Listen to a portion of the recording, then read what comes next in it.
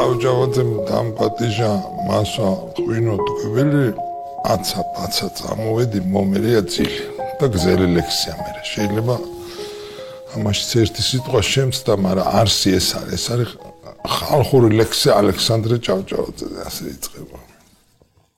ну ეს კაც გადაიჭეხება და ესევიან ტურები ამ ლექსში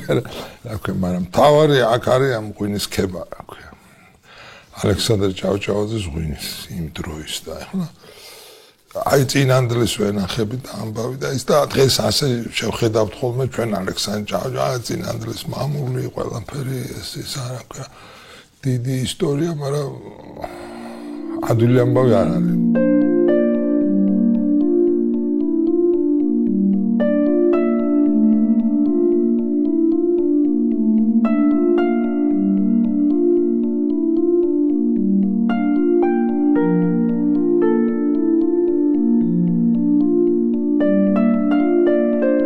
ვიღაც ადამიანს აირჩევენ და ის გამოხატავს რაღაცა ყველაფერს წინვალეს იოლს რაღაცასთან დაკავშირებულ კოლაბორაციულს აი ესეც თან უმაღლეს დიდარს უდარდელს და ასეთ რაღაცას და სანიმუშოს რაღაცეებშიც რომ ამაში ბევრი რამე მართალი შეიძლება იყოს მაგრამ ახლა ესენი ჩამოვთვალე უფრო კომუნისტების დროზე ვამბობ ხო კომუნისტებს ხო როგორ იყო ჯერ 20-იან წლებში ეგონათ რომ ყველა სუდი იყო ეგონათ კი არა ნუ ასე გვასწავლდნენ 30-იანში 1-3-4 კაცი ამოარჩიეს რომ აბა ესენი კარგები იყვნენ მაგრამ ნუ სხვები ისევ სუდები მე ამას ემატებოდა იმის მიხედვით რა ქვია ჯერ თვით ამხანაგ სტალინი ამატებდა რაღაცებს ხო და მე უკვე იდეოლოგიურ განყოფილებებში იყო ამაზე ფიქრი თქვა რომ აი გიორგი სააკაძე კაია გივიამილახოს საერთოდ არ ვახსენებ აი რაღაცა ასე სახალხო იმაში ვამბობ თხრობაში და ისტორიაში და ხალხისთვის განსაგონად და ალექსანდრე ჭავჭავაძე თვითონ იმდენად ნახსენები არ იყო მაგრამ სკოლაში ისწავლებოდა როგორც რომანტიკოსი პოეტი ხო ჩვენ მე მახსოვს ვახდონდრონი და გოგჩა ტბავრცელი ხმოვანები ზღვის ამბაძა სამი დიდი ქართველი რომანტიკოსი პოეტიდან პირველი დამწყები არასაუკეთესო ამ სამში მაგრამ ეგრევე მესამე და მაინც საინტერესო და ესე სკოლაში მაგრამ იმას იქით იყო საინტერესო იდეოლოგიური ისტორია იმიტომ რომ ალექსანდრე ჭავჭავაძეს მოუხდა ეს ამბავი რომ მისი სიძე იყო ალექსანდრე გრიბოედოვი ცოტა ხანს იყო ესე რამდენიმე თვეს ალბათ თუ შეიძლება მეცაც და ეს კაცი მოკლეს თეირანში ეს თალკე დიდი ისტორია და მისი ქალი 15 წლის ქალიშვილი დარჩა ქრივი და მთელი ნინო ჭავჭავაძე და მთელი ცხოვრება იყო ქრივი და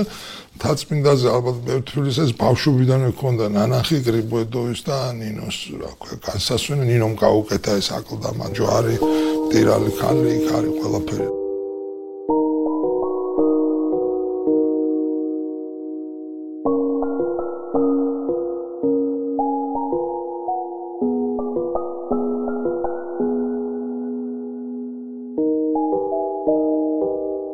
აი ეს წყვილი ასე რომ ვთქვათ იყო რაღაცნაირი ნიმუში რუსი და ქართველი ხალხის მეგობრობის და ერთობის და შესაბამისად ალექსანდრე ჭავჭავაძე იყო ამ ერთობის ერთგვარი გამოხატულებაც ადამიანი რომელიც სახლი აი პირველი რა ქვია ევროპულს არ ამბობდნენ ხანდახან იტყოდნენ მაგრამ ალექსანდრე ჭავჭავაძე პირველი ქართველი იყო ალბათ რომელმაც ერთად იცოდა ფრანგული და გერმანული ენები ეს არის პირველი ესეთი ადამიანი რომელიც დაიწყო ევროპული წიგნების კითხვა რა ქვია ბავშვობიდან ასეთი ბავშვობა და ის ქონდა ამიტომ ეს იდეოლოგიური რაღაცნაირი კლიშე იყო რა მოკლედ ამ წინანდალზეც იმაზეც ამათი მეგობრობა აქაური ცნობილი სავარძელი შეყვარებულების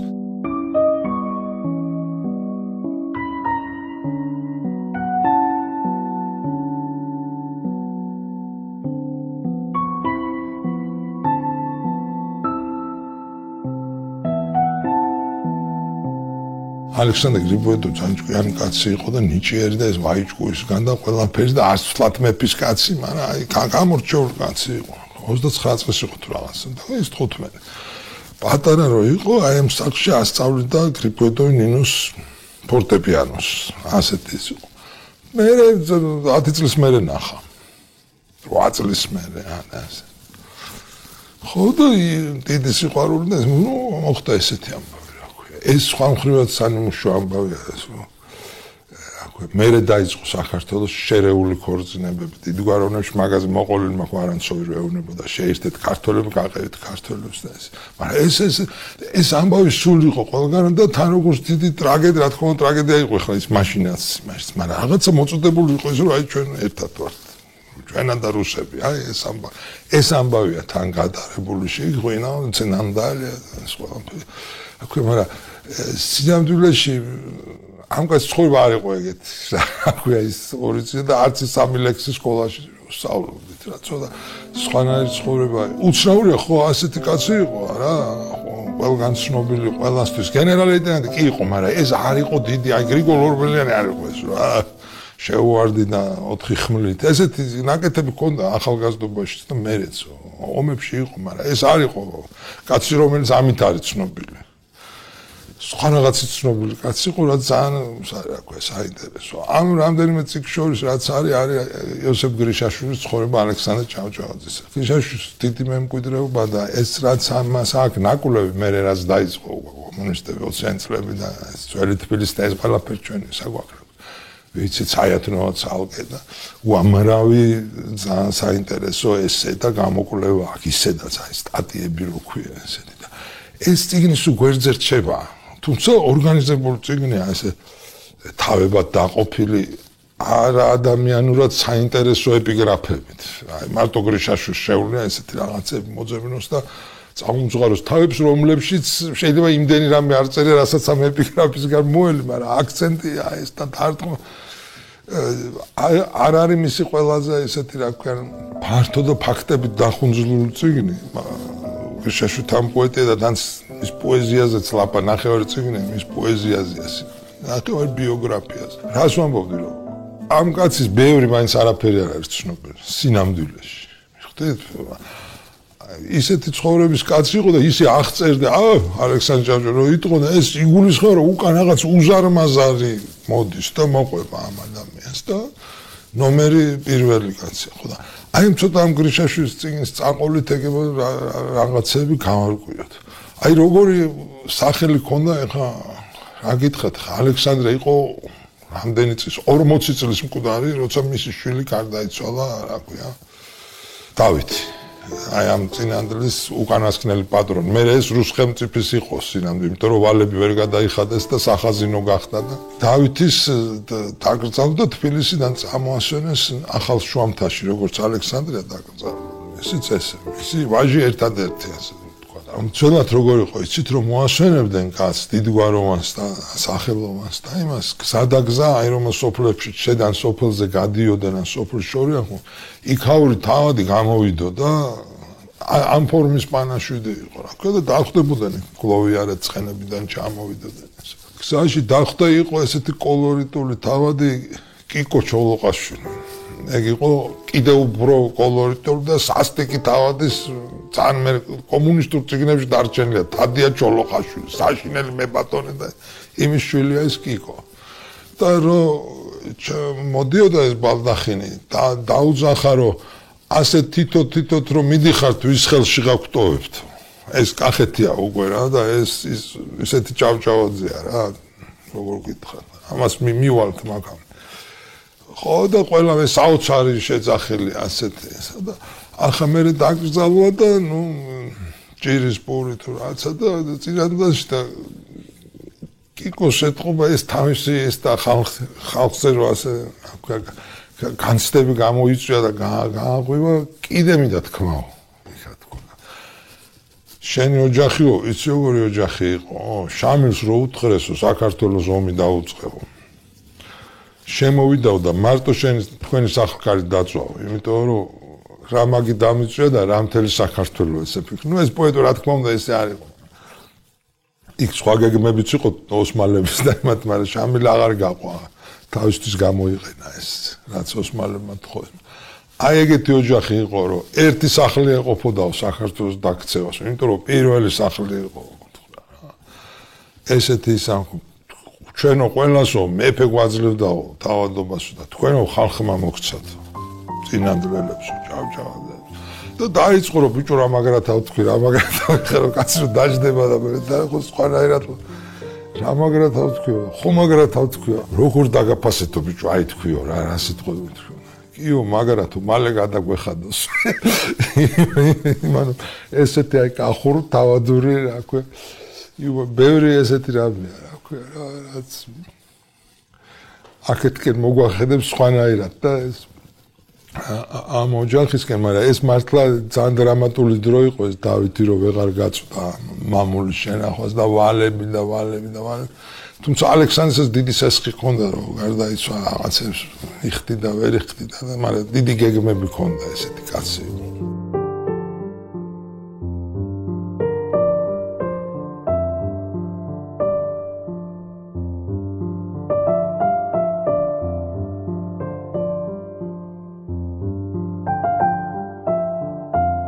ალექსანდრეს ამბავი რო გავიგოთ მისი წინაპრების ამბავი რა ვიცოდი და რა თქმა უნდა მამამისის გარსევან ჭავჭავაძე დავითი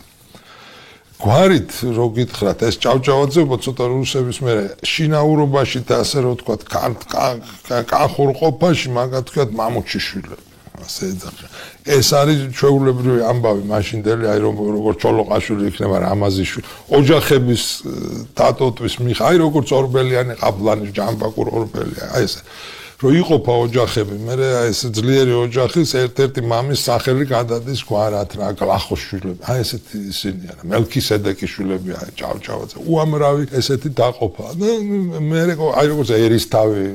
თქვა და იმერელი ერისთავი და ქსნის ერისთავი მაგრამ მოშორებული აქვს ორივეს რის ერისთავი აღარ იცი ხო აი ეს ხო და ამათაც ეს საბუთებშიც არის რა თქვა და რუსულ საბუთებში ოფიციალურად ჩვენ მოვდივართ რომ მამუკა ქვია ჩვენ წინა ჩემი შტოს წინაპარს ეს გვარი თვითონ არის ძველი წარმომავლობა არის ბურუსით მოცული როგორც ამბობენ ზოგი ამბობს რომ ეს გლეხები იყვნენ რომლებიც მსახურებით მაღლა ავიდნენ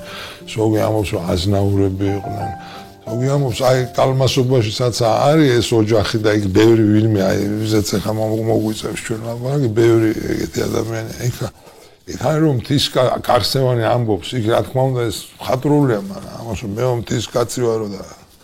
ჩემ გულშიო თუ ჯავრი ერთხელ ჩავიდა იქიდან აღარ ამოვაო რა ვიღაცების მოგონებებშია ილია რომ მაჩაბელს ეჩხუბებდა ილია ეგეთი კაცი იყო იმის გულში რომ ჯავრი ჩავიდა და ვინმეს აღარ შეირიგებდა არაფრით ხო აი ეს ემთხვევა ეს ორი წინადადება უცხარ მახსოვს ის რომ მე მოარებში მაგრამ ესეთი რამე არის ეს არის დიდად ნამსახური გვაი მე-16 საუკუნეში 1680-დან წინანდალში არიან აქ ეს შტო საერთოდ ორნი ვართო ყვარლისო და რომლებიც უფრო დაბლა ჩამ აი ყვარლის ვიცით ეს ილიას და მის ნათესაობის ხარი არა ყვარლის მაღლა ცხოვრობდითო და მე ყვარლში ჩამოწეს და საერთოდ კახეთში როგორ არის ეცი დიდი ქართლში უფრო არეულად არის ეს თავადების და მეფეების ურთიერთობა არეულად როგორ იქ მეტი რაღაცა ის არის რა ქვია რა გვერდული რაღაცნაირი თავისუფლება იქ ვიღაცა შეიკურება აჯანყდება მეფეს აუხირდება კახეთში თუ ქვეყანა არ დაიქცა ეს არის მსახურება ერთგულ აი როგორ ჩოლოყაშვილების საუკუნე ესე არიან ეს ჭავჭავაძეები აი სულ ერთი ბეწო იმიდან არიან დაძრული ერთგულ ყველა სიგელში ხო როგორ არის ისტორია რომ ყველა მეფე უახლებს ან თუნდაც ეს სპარსელების დანიშნული ქართველი ხო უახლებს ამ მამულებს ყველგან წერია თქვენი სისხლის პაცი ვიცით ეს ხალხი ანუ არ მოვიდა ცარიელ ადგილზე და მომხოჭელობით ერთგული სამსახურით აზნაურობა დაუმტკიცა უწერია გრიშაშვილი ამბობს ესე გლეხი იყო მეცნიერები ამბობენ გლეხი არ იყო აზნაური იყო მაგრამ ხელახლა დაამტკიცება ჭირდებოდა მისცა წინანდალი მაგრამ ეს საუკუნეები გრძელდება მისცა ველისციხე ქვემო ხოდაში ყველაფერი აქ არის მისცა ურიათუბანი ანუ აზისუბანი სახელები მეორდება თაობებში სულხანი მამუკა ანუ ეს მამუჩიც კიდე ცალკე არა ქვია რევაზი გარსევანი ეს მოდიან კახეთში მოყვებიან და თანდათან მე იწევა უკვე თანამდებობებზე ეს ხალხი ნამსახურება ეგ არის სისხლით ეგ მემსახურა ნიშნავს რომ ომში იყო იმასთან ერთად რა ქვია 25 წელი ადრე ყვებოდა ეგეთ ამბებს ესეთ ტიპებზე ქართლში და იმაში. ესენიც ესეთი ხალხია. ლეონ მეფის დროიდან, აი ლევან გახდა მე-16 საუკუნე. დროიდან ესენი უკვე აი აქ მკვიდრად არიან. სულ არის ლაპარაკი ზემოთა ვენახები. ის აი რაც დღეს არის, მაშინაც იქ იყო ის ვენახია. მერე სულ მეფეების შეღავათებს წერენ, რომ აი რაც ჟამის სიავის გამო დაგიკარგავთ და მორბეულა ის აღადგინეთ, ამას გაძლევთ ისე. სულ არის დამოკიდებულება ძალიან კარგი კახეთის მეფეებს და ამათ შორის როგორც მათ ქვეშევრდომის შორის. ეს არის ძალიან საინტერესო, რა ქვია რა. თანამდებობები ადრე მიხსენებია ეგ თანამდებობა. ეშიკაღასბაში. ოღონ ქართველები ამოგრა ეშკაღაში, ეშიკაღბაში, აი ესე ამბობენ. ეს არის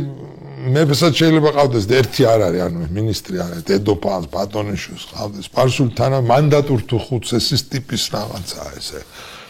ჯოხიანი ბოქაულებიც ყავს, რა ქვია. იქ ცერემონიები წევალება, ყველაფერს